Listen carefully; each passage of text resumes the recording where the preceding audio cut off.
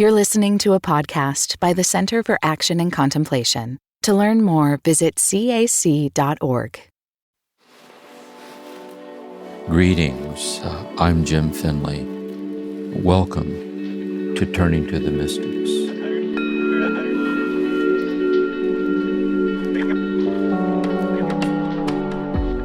Greetings, everyone. Welcome to our time together, turning for guidance, found in T.S. Eliot's poem, Four Quartets. In the previous session, we reflected on the first of the four poems, Burnt Norton. And now we move into the second of the four poems, East Coker. And right away, we can see the continuity of these poems. And that just as Burnt Norton refers to an actual place, East Coker refers to a place. Only now the place, East Coker, is a town in England. Instead of a more specific place like Burnt Norton, it's a town. Another source of continuity, which is more relevant, is he's going to begin by reflecting on a town from the standpoint of time.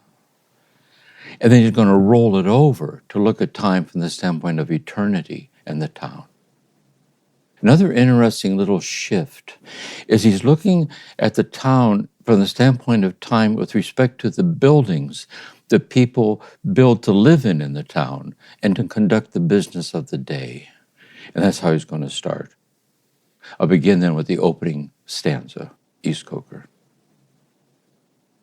In my beginning is my end.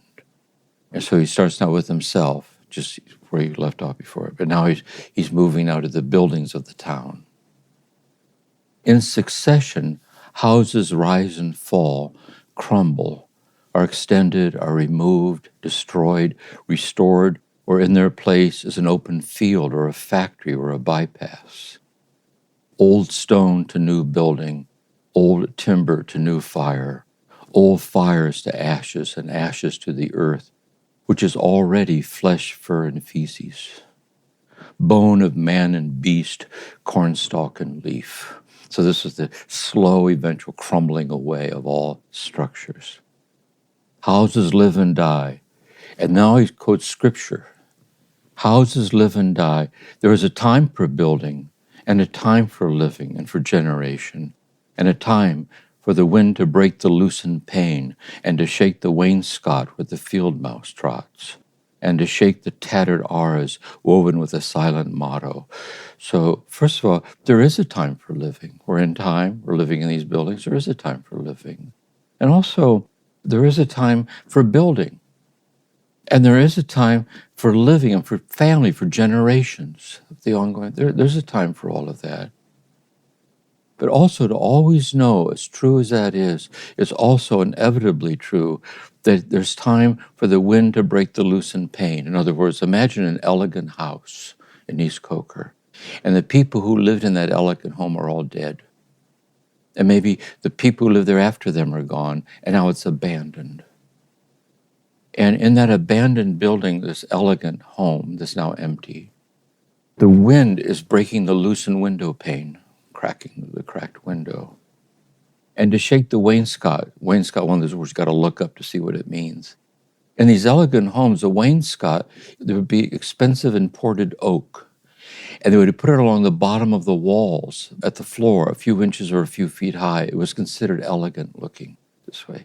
And now along that wainscot, the field mouse is trotting in the abandoned, falling apart house. And to shake the tattered arras with a silent motto. And arras were tapestries, huge woven tapestries hung on the wall to hide an alcove. So now that it's faded and it's woven with a silent motto, and we could say the motto might be death, or the ending of everything is a silent motto. The cloth of the fabric is woven with that. From there, the poem shifts, the scene changes. And now we're going to move from the perspective of time into the perspective of a moment of eternity, a moment of consciousness when we're not in sequential time. And the scene begins with himself again. In my beginning is my end. Now the light falls, and the scene is that you're alone in the countryside in an open field.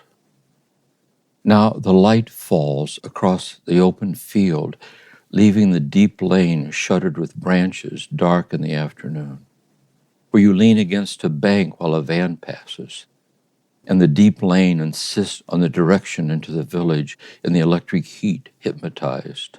In a warm haze, the sultry light is absorbed, not refracted by gray stone. So now we're coming to the moment of consciousness in which we're not in time. Remember, in Bert Norton is this way too. But instead of it being a moment under the grape arbor as it starts to rain, or you're in a drafty church at smokefall, now the scene is that you're there in an open field, leaving the deep lane shuttered with branches. So there's like a little lane, and there's overarching trees shutter the deep lane. Where you lean against a bank, you're all alone and you're leaning up against a bank, and a van passes. And the van is passing, it insists in the direction into the village, the electric heat where hot things are happening. See? And all those people having a big night in town, they're all going to be dead eventually, too. And the buildings are dancing and are all going to be crumpled, everything this way. Into the village, into the electric heat, hypnotized in a warm haze, the sultry light is absorbed, not refracted by the gray stone. The dahlias weep in the empty silence, and they wait for the early owl. The dahlias are bright-colored flowers that grow in Mexico through South America. And I take this image about plants. So now the moment of consciousness, you're alone out in the country in a field. And there's these dahlias. The van goes by. You're all alone now, and it's quiet. And so here's the image that came to my mind. It came to me once to say, imagine that you're alone in the middle of the night, and you're dying, and you know that you're dying. And you turn to look at the flowers on the windowsill silhouetted in the moonlight. They seem to know all about it. So there's a way of being all alone in the middle of a forest, in the middle of nature, the flowers, the primordial life of plants. And somehow you drop down into the primordial life of the flowers and the plants. And they're sleeping in the empty silence. See, there's no content. They're sound asleep, waiting for the early owl to come to start the beginnings of the night. In that open field, namely that field, the field that you're in when you're about to have this experience of being conscious and leaving time. In that open field, if you do not come too close, on a summer midnight, you can hear the music of the weak pipe and the little drum, and see them dancing round the bonfire. The association of man and woman in dancing, signifying matrimony, a dignified and commodious sacrament. Two and two, necessary conjunction, holding each other by the hand or the arm, which betokeneth concord, round and round the fire, leaping through the flames or joined in circles, rustically solemn or in rustic laughter, lifting heavy feet in clumsy shoes, earth feet, lone feet, lifted in country mirth, mirth of those long scents under earth, nourishing the corn, keeping time, keeping the rhythm in their dancing, as in their living, in the living seasons. The time of the seasons and the constellations. So the constellations are reference to the stars, the timelessness of the constellation of the stars overhead. The time of milking and the time of harvest. The time of coupling of man and woman and that of beast. Feet rising and falling, eating and drinking, dung and death. I'd like to reflect on this.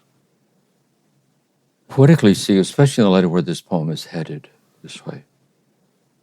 So you're in a field, and you look out across this empty field. I had this image once when Maureen and I, we used to have a therapy office, and we would go in together 3 days a week.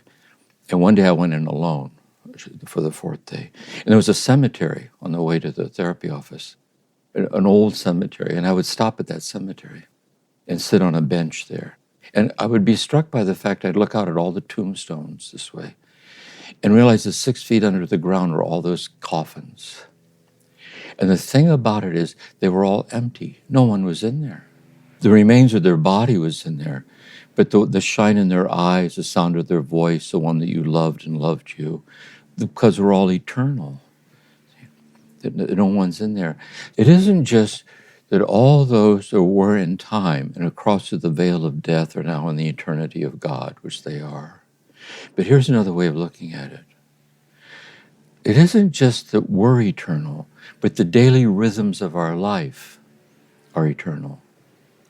So the rhythms of your life, like getting up in the morning and going to bed at night and preparing your meals and sitting and taking a walk, God knows all those rhythms, and God never forgets. And so the primordial rhythms of the daily life, they're also eternal in God. Not only are those who have died not dead, but the rhythms of their daily life is not over, because it's never over. If you don't get too close, you can see the eternality that never passes away and all the rituals of the day that are endlessly passing away. He's inviting us to have this kind of poetic sensitivity to this about ourselves too. Dawn points, and another day prepares for heat and silence. Is all going to start again tomorrow, the next day goes on and on and on. Out at sea, the dawn wind wrinkles and slides. So out in the middle of the ocean, no one's there. The wind is moving the waters back and forth. As he's sliding back and forth in the wind. I am here, I'm there, or elsewhere in my beginning. So in my beginning, I'm all pervasively present and the endlessly falling away of the eternality of what never falls away this way. And he's trying to help us go into a meditative consciousness, where we're not subject to linear time, to be sensitive to the spirituality of our lives. Because our life on this earth and our bodily being is a temporary arrangement. We're not here for very long, really. But in the deep down depths of things, it's the endlessness of ourself. So that when we were born, our life did not begin when we were born. It's when we appeared out of the eternality of God's heart. And when we die, we're not annihilated. We vanish away in time, but everything is forever. And here we're trying to be meditatively sensitive to this. Roman numeral 2, I'm going to skip it, the very first part, because what he does is this. He tries in a very condensed way to explain this. Like, let me tease it apart and define it and break it down. And then he says about his ability to explain what he's saying. Just like, make this clear. He says, that was one way of putting it, not very satisfactory. A paraphrastic study of worn-out poetical fashion, leaving one still with the intolerable wrestle with words and meanings. The poetry does not matter. It's futile. In other words, it's not explainable, it's not definable, but it's intimately realizable by entering into consciousness in a meditative state to the interior truth of the divinity of our lives and our nothingness without God. The poetry does not matter. It was not, to start again, what one had expected. So when you started the poem ends up being what you didn't expect it to be. It always takes a surprising, like life. What was to be the value of the long looked forward to, long hoped for calm, the autumnal serenity, and the wisdom of age? I'm going to skip down now about 5 lines to the sentence that says, there is, it seems to me, at best, only a limited value in the knowledge derived from experience. I'd like to reflect on this. And he's talking about the elders and the age who claim wisdom over the years and the relative value of that. Here's what I think the insight is.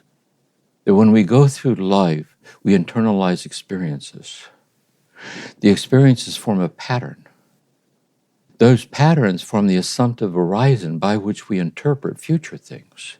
And there's a relative truth to that. There really is. But the very fact they're patterns formed in time, they're a relative value because they're finite.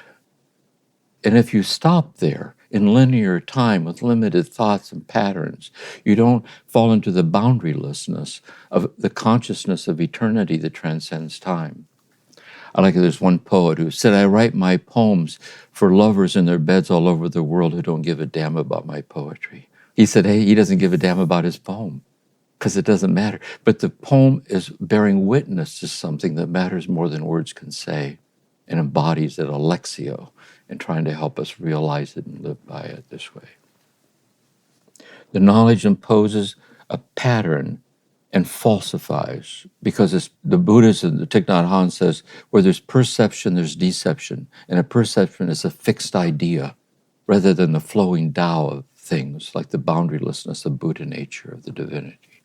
It imposes a knowledge. I'll start back again. There is, it seems to me at best, only a limited value in the knowledge derived from experience. The knowledge imposes a pattern and falsifies. For the pattern, but now he's going to say, but in consciousness. For the pattern is new in every moment. Every moment, life begins all over again, amen. See, it's the virginal newness of now, the unforeseeability of now, when we see it with an awakened heart. And every moment is a new and shocking valuation of all we have been. We are only undeceived of that which deceiving can no longer harm. That is, we're only undeceived, but it can't deceive us because we no longer know it's not true enough for us. That's why we don't get caught up in it. This way we see the inadequacy of internalized assumptions and so forth.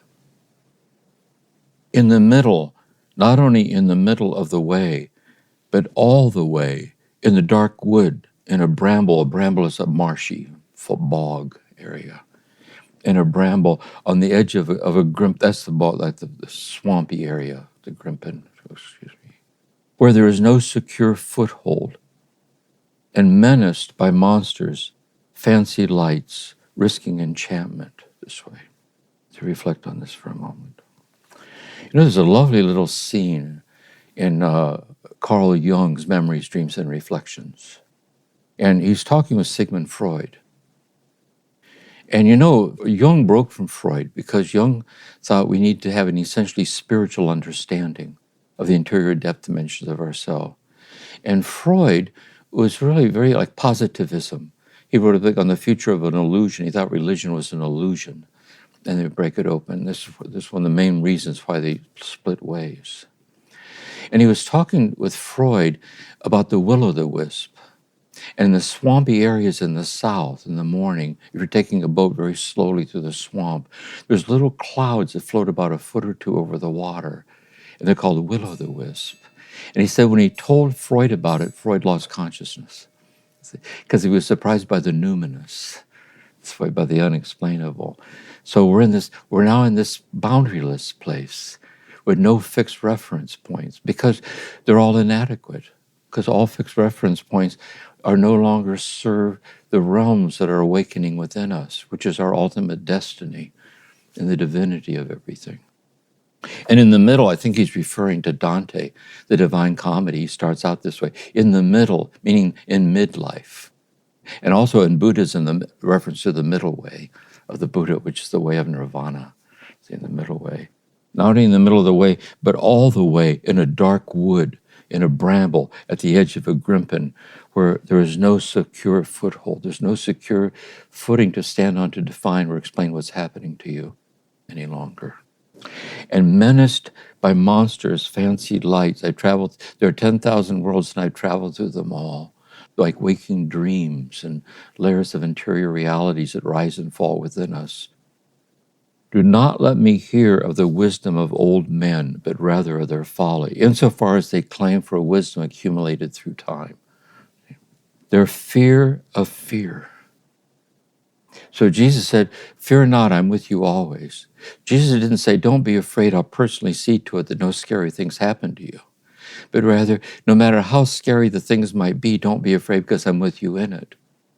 And the fear of frenzy, the fear of ecstasy, see, the fear of losing control, the fear of the overflow of boundaries, and their fear of possession, the fear of I think what it means, it's a fear of adequately and authentically claiming anything, or the fear of belonging to another, or to others, or to God.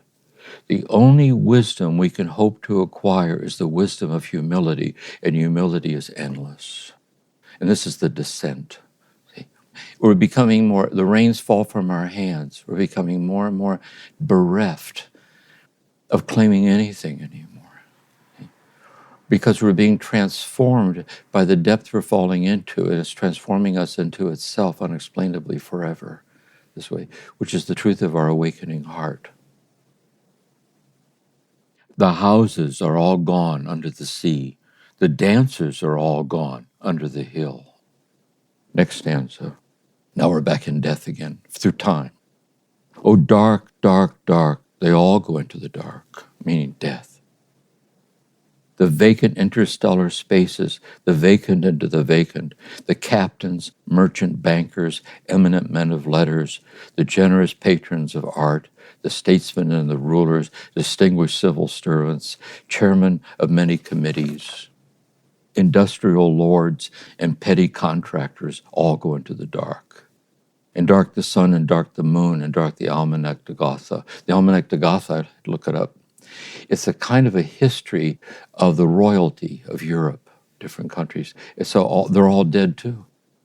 And the Stock Exchange Gazette, the Directory of Directors, and cold the sense, and lost the motive of action. And we all go with them into the silent funeral. Nobody's funeral, for there's no one to bury. See, the caskets are all empty. See, there's no one to bury because nobody's dead. And yet in their bodily life and time, they're all gone. And we're next. We're about ready to go too. Even though we're about ready to go in time, we're trying to find that even though we're in time, we can drop down to a consciousness where we're already living in eternity, even though we're still here. This is mystical awakening.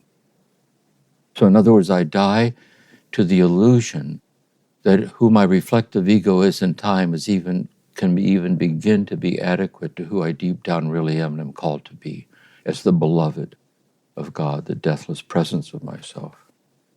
I said to my soul, be still and let the dark come upon you, which shall be the darkness of God. St. John of the Cross, he's starting to lead into John of the Cross now. St. John of the Cross talks about the dark night of the soul, and he says what the dark night is. You kind of lose your way in the spiritual life. Your finite eyes are being blinded by an infinite light. So really the dark night is really the infinity of a light your finiteness can't bear. And that infinite light is drawing you into itself and transforming you into itself this way. Lovely image right here. As in a theater, the lights are extinguished for the scene to be changed, with a hollow rumble of wings, with a movement of darkness on darkness. And we know that the hills and the trees and the distant panorama and the bold imposing facade are all being rolled away. In other words, it's a lovely image. You're sitting in the theater, and at the end of the scene, it goes pitch dark. You can hear the stagehands rolling the scenery away, rolling the new scenery. So when the lights come back on again, you're in a new place, Act 2. And he's saying a lot of life is like that. A lot of life is like that. The scene that seems so real at the time, and it was real at the time, in the passage of time, we fell into a darkness. It all rolled away, and we woke up in a different place. We don't know how we got there. And this place that we're now in seems so real, and it is. But this too is also going to get rolled away. It goes on and on and on. That's the imagery here, this way. Or, he's going to give another image of this. Or, as when an underground train in the tube stops too long between stations, and the conversation rises and slowly fades into silence, and you see behind every face the mental emptiness deepen, leaving only the growing terror of nothing to think about. So you're in the subway under the ground, it stops unusually long. See, as long as I keep thinking, I think I'll be okay. As long as I keep reading my newspaper, I think I'm all right. But if I just stop, namely, if I stop to become conscious, to fall into time, the me that thinks I'm nothing but the me that I think I am is scared. But actually, it's the opening into paradise. And the collective, ongoing, unconsummated longings of society is the collective being caught up in that, this way. Where when under ether, the mind is conscious, but conscious of nothing. There's a Hindu saint who said the dreamless, see, there's the waking mind, there is the dreaming mind, and there's dreamless sleep. And dreamless sleep is not the lack of presence, it's being present to nothing. But the nothing is infinite. It isn't in dreamless sleep you're annihilated. It's like a deep consciousness without an object. I said to my soul, be still and wait without hope, for hope would be hope for the wrong thing. See, because if you hope too soon, you don't know what to hope for except to perpetuate the discontent of your heart, like the not enoughness of everything, like you're not yet ready for hope. For hope would be hope for the wrong thing. Wait without love, for love would be love of the wrong thing. And your confusion about even love, what does love even mean? Like the fullness of love, of what it really is. There is yet faith, but the faith and the love and the hope are all in the waiting. It occurs to me sometimes to put it this way. A lot of the spiritual life is learning not to do violence to the fragility of our waiting. Because the fragility of our waiting is itself the presence of what we're waiting for. See? It isn't like we're waiting for something to happen, but in the waiting is something that's already unexplainably happening, which is this infinite presence giving itself to you breath by breath, heartbeat by heartbeat. Wait without thought, for you are not ready for thought. And this is what deep meditation is. We saw this in the Jesus prayer too, the way of a pilgrim. When you're sitting in meditation, where there's like breath awareness, whatever these meditative states are, you're sitting in awareness, and out of the edges of your mind, thoughts arise and fall away. So you're aware that thought is arising. But to stay in the meditative state, you do your best not to think about the thought that's arising. Because if you think about the thought that's arising, thought will carry you off again and you won't be conscious. And yet every time it does carry you off, because you're just a human being, you circle back around in humility, because it keeps reminding you of your absolute dependence on God. You can't even be present in the present moment. No wonder you're having trouble with everything else. You're having a hard time being here. And that's the problem. But when we lay the problem bare, we see the presence of God sustaining us and illuminating that we're infinitely loved. And it's infinitely present to us in our inability to be present. And the poem is luring us. Notice to stay with him as a Lectio. The poem itself is helping us stay there. So the darkness shall be the light, and the stillness the dancing, whisper of running streams and winter lightning, the wild thyme unseen and the wild strawberry, the laughter in the garden. Remember the children at Burnt Norton laughing in the trees and so on. Echoed ecstasy, not loss, but requiring, pointing to the agony of birth and death. You say I'm repeating myself, I'll say it again. And here he's going to quote St. John of the Cross. And I like my translation better than I'm used to. We did St. John of the Cross earlier in this series. This passage in St. John of the Cross is such a lovely passage. This is the Ascent of Mount Carmel, book 2, chapter 13. He said, I want to give guidelines for entering into the night in which the light of God is lovelier than the dawn. Endeavor to be inclined always, not to the easiest, but to the most difficult. That is, be inclined always not to what is easiest to the great lie within yourself, but what's the most difficult to the great lie within yourself. And what's the great lie? That anything less than an infinite union with the infinite love of God will ever be enough to put to rest the restless longings of our heart. That's the great lie. Not to what is most delightful, but to the most distasteful, to the great lie within yourself. He goes down a litany this way. And then he says this, to reach satisfaction in all, this is that same chapter now, chapter 13 of the Ascent of Mount Carmel, book 2. To reach satisfaction in all, what he really means by all is capital A-L-L, the all of God, present in all things. To reach satisfaction in all, desire satisfaction in nothing. Don't pretend that anything, no matter what it is, will ever be enough to begin to fulfill you, because you're the beloved this way. And to come to possess all, namely to possess the all that is God, present in all things, desire the possession of nothing, because it's not for the having.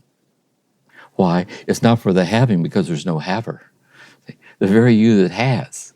If you're even capable of finding it or losing it, it's infinitely less than what alone will fulfill you. It's already washing over you and taking you to itself. unexplainably this way. To arrive at being all, the all that is God, desire to be nothing, that is, desire to be no thing, desire to be no thing that can even begin to do justice to the mystery of who you ultimately are, this way. Desire to be nothing, to come to the knowledge of all, the all of God, desire the knowledge of nothing. To come to enjoy what you have not, you must go by a way in which you enjoy not. Namely this, just like the alcoholic is dying because they're addicted to alcohol, we're addicted to finiteness because there's no control in boundarylessness. When I was in the monastery once, I had a nightmare that I was tied to a railroad track and a train was coming. I could feel the ground vibrating, the train was coming. And I woke up, my heart was pounding. And what the nightmare was about, when the train ran over me, I'd be sizeless. See, where do I stop? Do I stop with my body? Do I stop with the walls of this room? Or am I boundaryless in all directions? See? We're afraid to lose the control that we think that we have over the life that we think that we're living this way. And that's why we need to be endlessly tender-hearted for that in us that doesn't see it yet. Because it's just the ego, it can't help itself. This way we need to be merciful and kind and be present. Because God's infinitely in love with that in us that doesn't get it yet. This way, and we should be too. To come to enjoy what you have not, you must go by a way in which you enjoy not. That is, the ego self doesn't enjoy it. So, some things are very fun and enjoyable, but superficial and inadequate. Other things are very arduous and extremely fulfilling because they're so rich with meaning, the truth of ourself this way. To come to the knowledge you have not, you must go by a way in which you know not. Like, pardon me, I don't speak English. St. John of the Cross says, God grants to some people to understand that everything remains to be understood. And so really, it's a deeper way to understand what it means to understand. See, we think in the ego, in time, to understand is to comprehend. I get it. But here, the deeper way to understand, like quoting Merton, is to know that we're infinitely understood. And we subsist in that. To come to the possession you have not, you must go by a way in which you possess not. To come to be what you are not, you must go by a way in which you are not. And he ends this way. When you delay in something, that is when you pause to pretend that what you're in will be enough for you. Oh, I think this will do it. New flat screen TV, I think I'll be fine. I mean, whatever it is. When you delay in something, you cease to rush toward the all. For to go from the all to the all, you must deny yourself of all in all. Meister Eckhart once says, imagine you're sitting there and God brings before you one at a time across the stage everything in the whole world. And you're waiting for the thing to come by that'll fulfill you. And a few centuries later, you say, I don't know what else you got back there, but I don't think it'll do it. Because it's a setup. God made our hearts in such a way that nothing less than the infinity of God will ever be enough for us. For to go from the all to the all, you must desire yourself of all. You don't hate it. Matter of fact, you're very grateful for it, but it's not enough. But once you see it's infinitely not enough, you see God shining out of its not enoughness. See, once you see that it's not enough, you can see the gift of it, like incarnating the presence of God in a glass of water or the furniture in the room or the view out the window, whatever, anything, really. And when you come to the possession of the all, you must possess it without wanting anything. He has a picture that he drew in prayer, and he has a mountain going up with all these paths going up to God, John the Cross does, about attainments and ecstasies and so on. And there's one that goes straight up, and it says, nada, nada, nada, nada, nada, nothing, nothing, nothing. And he said, when you finally get to the top, nada. It's the infinite no-thingness that is the reality of everything. And we're being led into that because we are that. We're trying to be healed from what estranges us from it.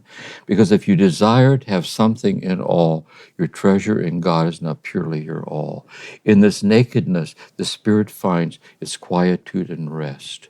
For in coveting nothing, nothing tires it by pulling it up, and nothing oppresses it by pushing it down, because it is in the center of its humility, when it covets something, by this very fact it tires itself. See? Thomas Merton once said, anytime I want something very, very bad and I finally get it, it burns me. It's just one more thing. There's infinitely not enough for me this way. But in the not enoughness of everything, we see the divinity of everything. Roman numeral 4. We're done the next stanza. Here now gets specifically Christian. The wounded surgeon, that's Christ. The wounded surgeon plies the steel, the scalpel. The wounded surgeon plies the steel that questions the distempered part. Beneath the bleeding hands we feel the sharp compassion of the healer's art, resolving the enigma of the fever chart. And so the scalpel touches the distempered. And what's the distempered part? The restlessness of ourself, in coming to the brink of the fulfillment that we long for. And here's the image that comes to my mind now about Jesus. The story is that when Jesus was on the cross, one of the thieves being executed with him said, remember me when you come into your kingdom. Jesus didn't say, well, it all depends. We have to check this out. Let's run down the list. I'm not so sure. You don't sneak in the last minute. Father, forgive them. They know not what they do. And so it questioned the distempered part, the painful doubting of the abundance of mercy taking us to itself in the midst of our unresolved matters of our heart. We place more confidence in trying to measure up to something than we do in the love that's infinitely in love with us and our inability to live up to anything, really, I think. And that resolves the enigma of the fever chart. Our only health is the disease. See, our only health, it's like in AA, we have come to admit that we are powerless over alcohol and our life has become unmanageable. See, if you admit, you're admitted. But to admit that you're powerless over what's destroying you would be despair. Unless a power greater than yourself can achieve something in you, you're powerless to achieve. Our only health is accepting our poverty of spirit, our helplessness. If we obey the dying nurse, whose constant care is not to please, but reminds us of our and Adam's curse, the fall, trying to be like God without God, when we were like God because God created us in the image and likeness of God. So the dying nurse is reminding us of Adam's curse. We're hypnotized by that illusion of trying to be real without God.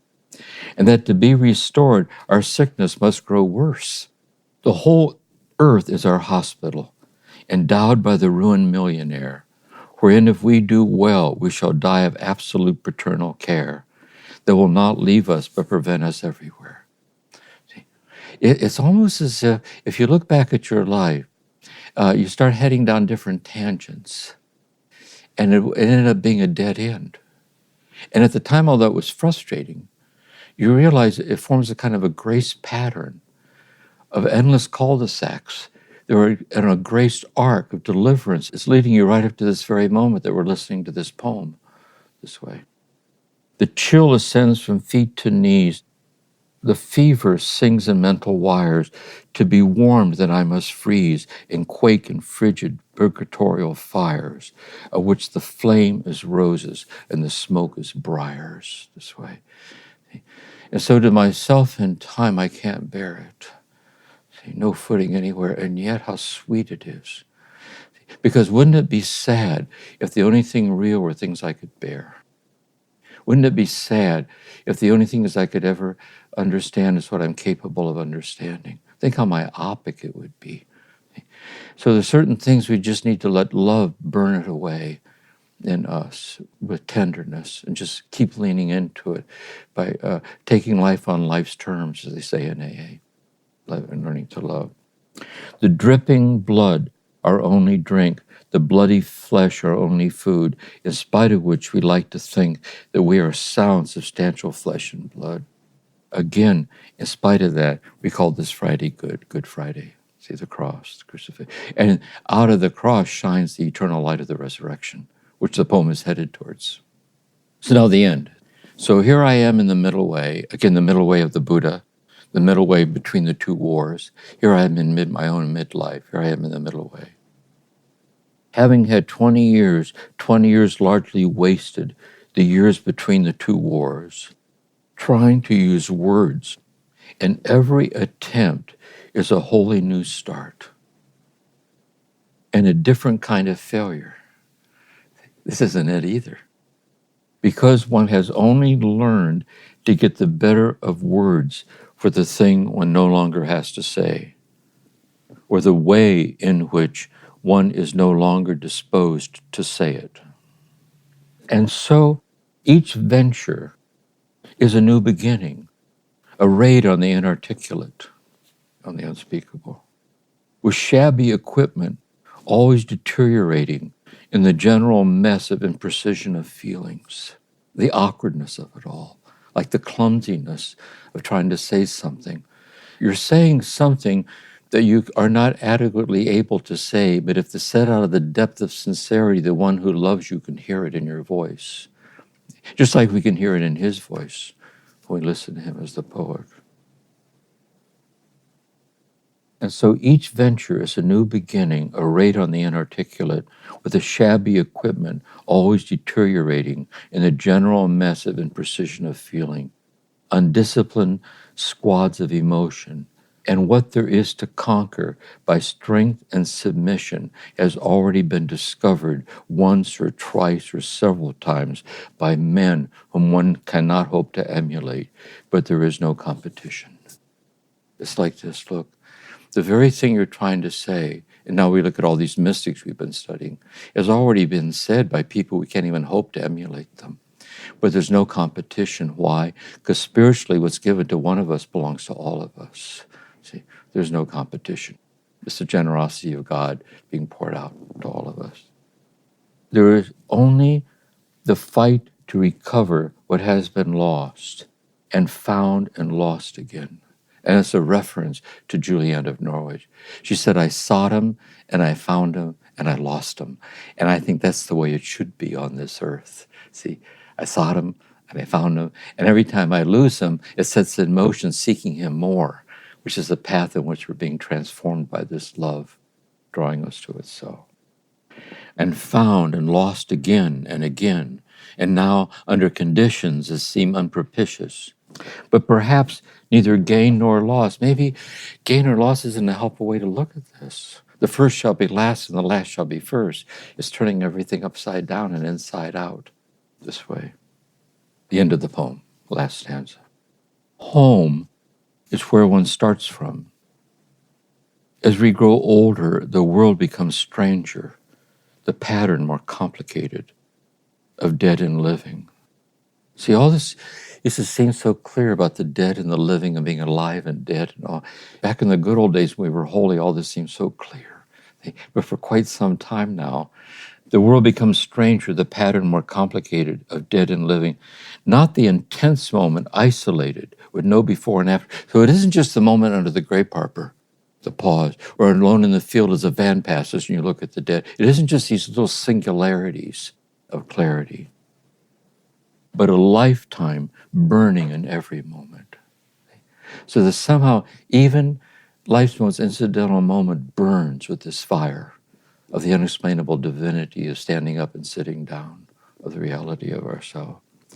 And not the lifetime of one man only, but of old stones that cannot be deciphered. There's old stones, and like the hieroglyphics of an ancient language, and in the stones you can't decipher what the stones are saying, the unfigureoutability of it all this way. There is a time for the evening under starlight, lying out under the stars. That's true, there is. And a time for the evening under the lamplight in East Coker in the city streets. The evening with the photograph album. You sit there quietly and you're looking back at the picture and you look at yourself as a little baby. Are you that person? You are, but you're not. And you look back at your parents on their wedding day, before you were even conceived or born, and their parents are now dead, and your grandparents. There is a time to look at that, the passage of time. You're sitting there alone in the quiet looking at these pictures this way. Sometimes I've had this image, they have time-lapse photography. So they'll take a rose and they'll snap a frame like once a minute. Then they speed it up, regular speed, and you see the rosebud open up like this, and then all the petals fall away. So what if on the day you were born, your picture was taken, and your picture was taken one click once a week, right up to this moment, and it's going to be taken all the way through to the day you die. And then it's going to be taken every day in your casket, or you're cremated, or you're in the casket. And they would play it at full speed. You'd watch yourself fading away, and that's what it's like. It's like that's what it's really like. It's over before we know it, and yet there's like an eternal value that cannot be calculated, that never passes away. The Buddha said, everything made of parts falls apart, but there is that which is not made of parts. It never falls apart, and can you find it? And that's what all these religious traditions are about. That can I discover that which never passes away, this unfolding unexplainably in everything that's passing away, which is a mystery of myself too, as the beloved, the deathless beloved of God. Love is most nearly itself when here and now cease to matter. Old men ought to be explorers. Here or there does not matter. We must be still and still moving into another intensity. I think I can right now, or you can, or the listeners can. This moment that I'm speaking, I'll speak for myself, or the moment that the listeners are listening, if they would stop this way. In the light of this poem, here or there doesn't matter, namely, the here we're in right now as you're listening to this, doesn't matter because it's already ceasing to be. And where you once were, you're no longer there, and everything's passing away. Everything is unexplainably unfolding in the boundaryless nature of sitting here listening to these words, which is the prayer of our life, into another intensity, a further union, a deeper communion. Where's this head? What does the future hold? I don't know, but it'll be more of the same. The inadequacy of everything less than a deeper union, that I'm going to fall deeper and deeper into the union. This is my eternal death. For all of eternity, I'll be falling deeper and deeper into this communion, which is my destiny. Through the dark, cold, and empty desolation, the wave cry, the wind cry, the vast waters of the petrel and the porpoise. In my end is my beginning, and the petrel and the porpoise in the sea, the fragilities of the world between the wars and our life, and so on. And that's the poem. So let's end this meditation by sitting together in silent meditation.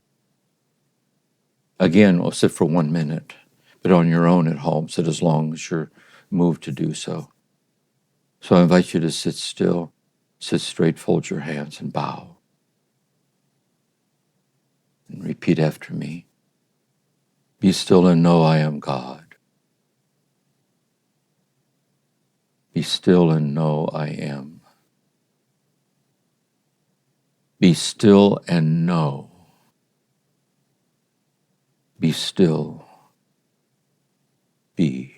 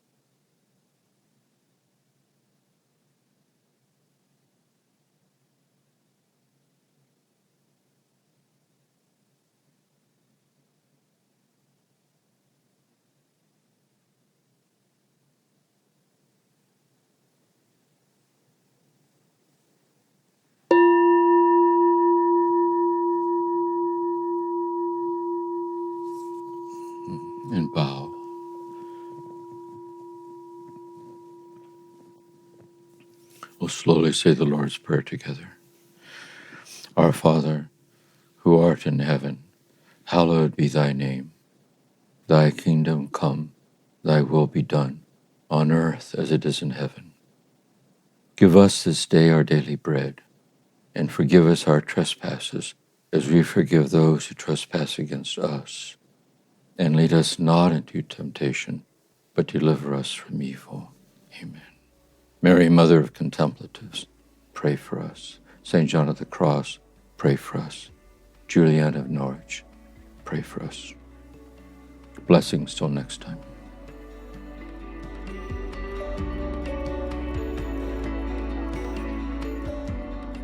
Thank you for listening to this episode of Turning to the Mystics, a podcast created by the Center for Action and Contemplation. We're planning to do episodes that answer your questions. So if you have a question, please email us at podcasts@cac.org or send us a voicemail. All of this information can be found in the show notes. We'll see you again soon.